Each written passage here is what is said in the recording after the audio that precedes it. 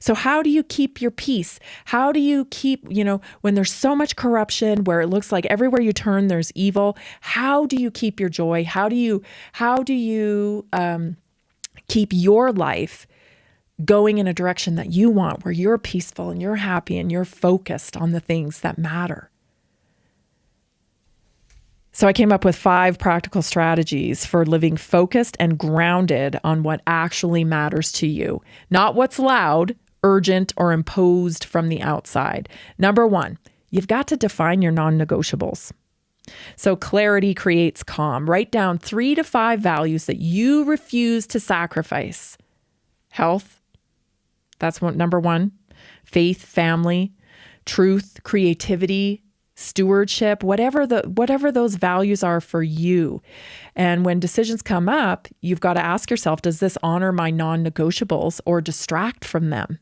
Here's a great example of that, right? So I was procrastinating yesterday morning. I needed to go work out, and I was down the scroll hole getting myself all worked up about this TPUSA stuff and how fake it is, and they still don't understand us, and how insulting it is, right?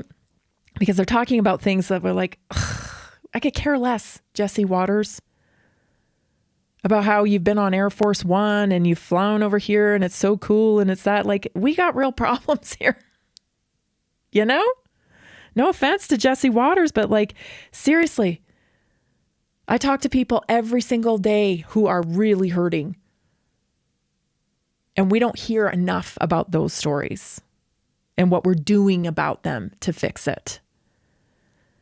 So I caught myself getting worked up, and I'm like, you know what? I need to get outside and get my feet in the dirt, like get out there and move my body, because my number 1 priority is health. And as soon as I get outside, and I start looking at the sky, looking at the mountains, just feeling grateful that my body works, poof, that frustration goes away. Because you know what? It doesn't really matter. It doesn't really matter. Number 2, control your inputs, right? So what you consume shapes what you chase. So be intentional about it. If you are constantly, being a spectator, and I see this pattern everywhere. Everyone wants you to be a spectator now. Be a spectator on what's going on social media. Watch me, right? Be a spectator in church. Some of these mega churches, these shows they're putting on now, they just want your butt in the seat and they want your money. They don't necessarily want you to be part of the community. They're not really building anything real. They just want your attention.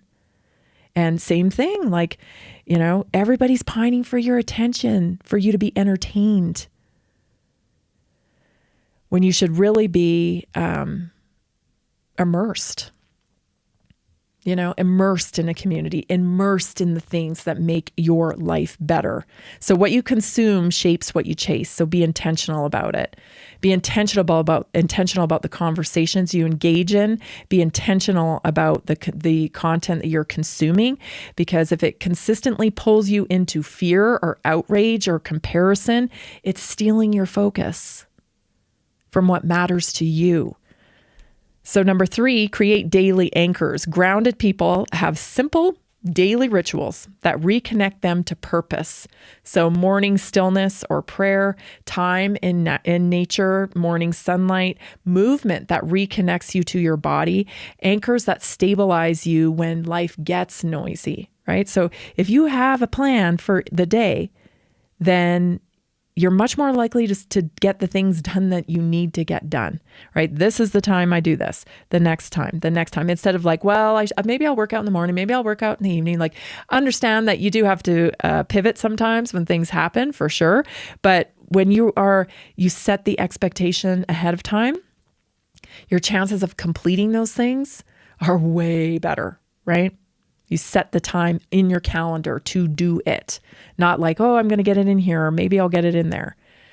Number 4, choose direction over reaction. Urgency is not importance.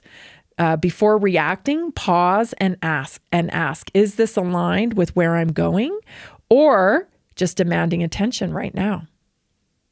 that's everything, right? On YouTube, on social media, on the content that we consume. It's pining for your attention. And so is it aligned with where you're going right now? Is this helping your health? Is this helping your community? Is this helping you curate a joyful life?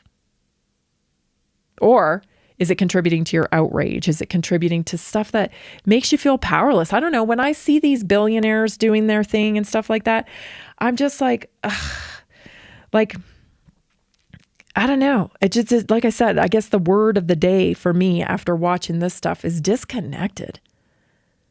These people are so disconnected to our reality. Like their reality, maybe, it's clearly something totally different than what you and I experience. And they're disconnected from it. And so we can't really, they're not hitting the targets for us a lot of the times because they don't even know what we need. They don't even know what we need. Focused lives are built by intentional responses, not emotional reflexes. Number 5, review and align weekly. I would say daily, actually, now that I think about it. I would say realign daily, until you can do it like weekly. I would say realign daily. So reflect. What drained me today? What energized me today? What moved me closer to the life and the outcomes that I want? Because realignment prevents drifting. And you don't need perfection. You just need consistent course correction. So like if you didn't get it right in the morning, start course correcting by lunch, right? Because it's not about getting it perfect all the time. I learned this a long time ago. It's not about, trying to stay perfect all the time. It's about how fast you can get back on track. So, if your morning didn't go the way you had planned, then how fast can you get back on track? Because a lot of times what we do is when we're off track, we give ourselves an excuse like, oh, well, I'm off track. I got off track this morning. I couldn't work out this morning. I couldn't get this done this morning. So I might as well just start again tomorrow. And you kind of throw the whole day away. And then the next day you get up and if something goes wrong, well, maybe I'll take another day. And then, one day leads into 2 days, leads into 3 days, 4 days, 5 days, and sometimes months for people. And so it's not about, making a mistake or getting off track, about trying to stay perfect. Not at all. It's about how fast you can get back on track and get aligned with what your outcomes, the outcomes that you want to be.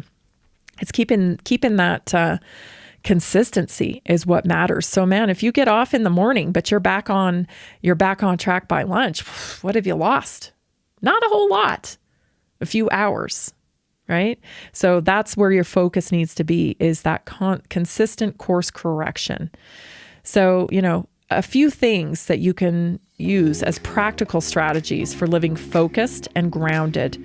Focus on the beauty around you, right? Focus on the beauty around you. Have gratitude for your incredible biology, because it is absolutely incredible. Stay tuned for the second hour. This is Naturally Inspired Radio, and I'm so glad you're here. We'll be right back.